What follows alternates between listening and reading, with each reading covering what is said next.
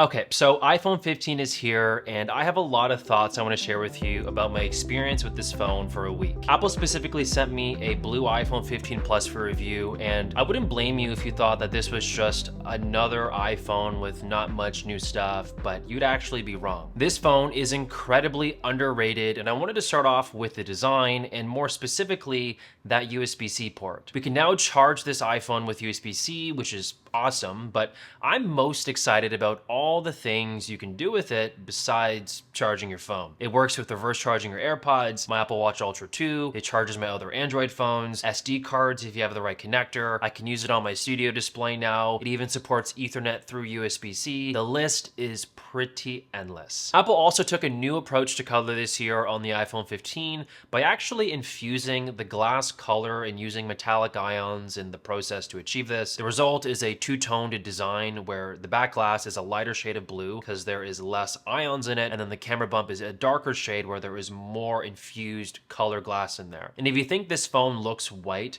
I wouldn't blame you actually. This specific color is barely blue, where only in specific lighting conditions the blue really starts to pop out. Regardless though, I actually really like this pastel look, and of all the iPhone 15 colors out there, I think this one is actually my personal favorite. The back glass is also different this year. It has a textured matte finish that feels really nice to the touch. So nice that I'm always super tempted to just rock this phone without a case, but I'm super prone to breaking my tech all the time, so that's why I'm excited this year that I'm going to be using Caseify's lineup of protective cases across all the new iPhone 15s. My top pick is their bounce case. It is literally a phone-saving champ with bounce corners and their patented EcoShock material. It's like a safety net, absorbing a whopping 95% of impact and also featuring 6 times military-grade protection. So I can drop my phone from up to 21.3 feet and it's going to shrug it off like a pro. But what if you wanted even more muscle? Enter the Ultra Bounce Case, a beast with 10 times military grade protection, and it can handle drops from up to 32.8 feet. It literally has it all, from 6 layers of protection, including a built-in camera lens cover and redesigned Ultra Bounce corners to absorb more impact. And for those of us that want something more modest, their Impact Case offers reliable everyday protection as well. The best part about all of this is that you can customize these cases on Caseify's website directly to match your personality and style. And overall, I've just been a huge fan of Caseify for ages because they saved my phone countless times. Like, trust me, they feel great in your hand. And if you order one today, use my link caseify.com/TerranRule to get 15% off your order. You'll literally feel how protective these are and trust your phone's life with it. Huge shout out to Caseify for teaming up with me on this portion of the video. Okay, now let's talk about that new display. It features a new panel that goes up to 2000 nits of peak brightness, which for anyone watching this video who owns an iPhone 12 or older,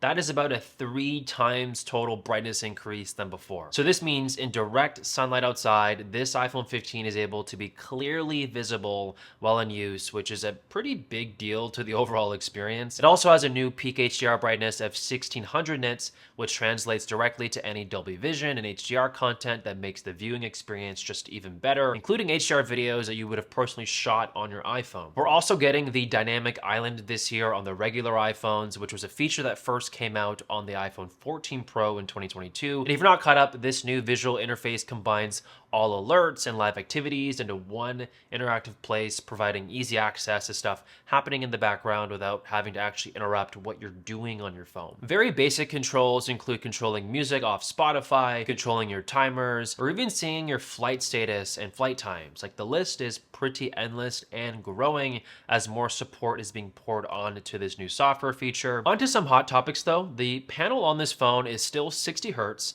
and not 120 Hertz like the Pro iPhones, and this has been a pretty big debate in the tech community on whether regular iPhones should have high refresh rate displays. Here's my take. So from my experience, the 60 Hertz panel is passable. It's the smoothest 60 Hertz panel you can get, in my opinion, with how Apple handles animations, and after a few days, you actually adjust to it, and it doesn't feel laggy, especially if you're coming from a 120 Hertz panel. But if you've been using 60 Hertz your whole life and you've been using regular iPhones, I mean, it's not really gonna make any difference to you. And anyone who isn't a total tech nerd just doesn't really seem to care all that much about that difference. But ultimately, you'll need to decide for yourself if this is a deal breaker or not. And I would honestly have liked Apple to at least put some kind of high refresh rate display, because I do think there are some benefits to doing so. But we're still at 60 hertz, and maybe that's just the market speaking out that they just don't need high refresh rate displays.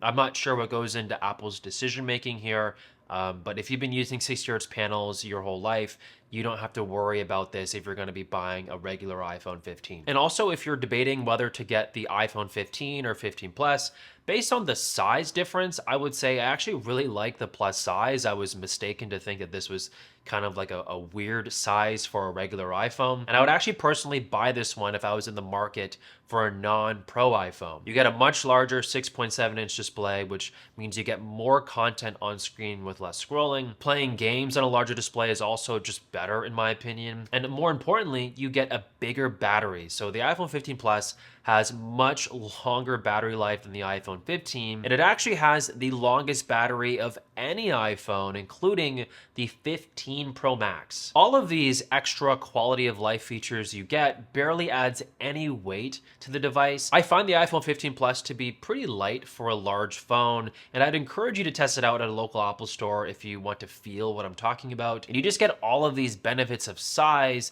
without needing to shell out big bucks for a Pro Max iPhone. So something to really consider in my opinion. Okay, let's talk about the performance. The new iPhone 15s come with the A16 Bionic chip, which is the same chip we get in the 14 Pro and Pro Max from last year. And I mean, I always say this with iPhone releases, the phones are now faster than already being incredibly fast. But let's be real, not everybody upgrades every year. So I think if you are owning an iPhone 12 and under, you're going to see a pretty noticeable boost and gain across the board in terms of smoothness, playing games on your phone, faster graphics performance, a better camera experience, which we'll talk about very soon, the whole 9 yards. Apple also added a new second generation ultra wideband chip, which allows the phone to have 3x further range when connecting to other devices with the same chip, and enables a new feature called precision finding for my Find My Friends. So perfect situation is being in a big crowd and simply following the iPhone's directions until it takes you precisely to where your friends and family are, which I think is super cool. And if you own a newer Apple Watch with this new chip as well, you can also precision find your iPhone 15 if it's lost.